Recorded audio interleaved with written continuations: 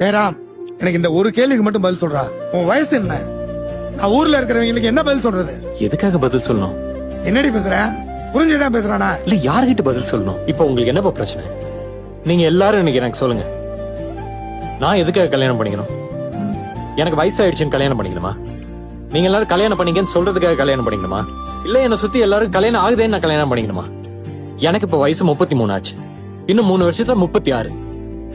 36 வயசுல கல்யாணம் பண்ணா இப்ப என்ன தப்பா? ஜெயில பிடிச்சு போட்டுருவாங்களா? எப்படிப்பா இன்னும் 3 வருஷம் வெயிட் பண்றது? இந்த ஊருக்கு வரும்போது நானும் அதே கன்ஃபியூஷன்ல தான் வந்தேன். ஆனா அந்த பொண்ணு கிட்ட பேசினதுக்கு அப்புறம் தான் எனக்கு புத்தியே வந்துச்சு. அத்தை போன் பண்ணாங்கன்னு கல்யாணம் பண்ணிக்க முடியாது, மாமா யாரோ பொண்ணு பார்த்தாங்கிறதுலாம் என்னால கல்யாணம் பண்ணிக்க முடியாதுமா. ஏன் கல்யாணம்? எனக்கு பிடிச்சவங்களோட கல்யாணம் பண்ணிக்கிட்டா. இப்ப எனக்கு கல்யாணம் பண்ணணும்னு தோணல. ராதாவை தான் கல்யாணம் பண்ணிக்கணும்னு தோணுது. ராதாக்கு இப்ப சம்மதம்.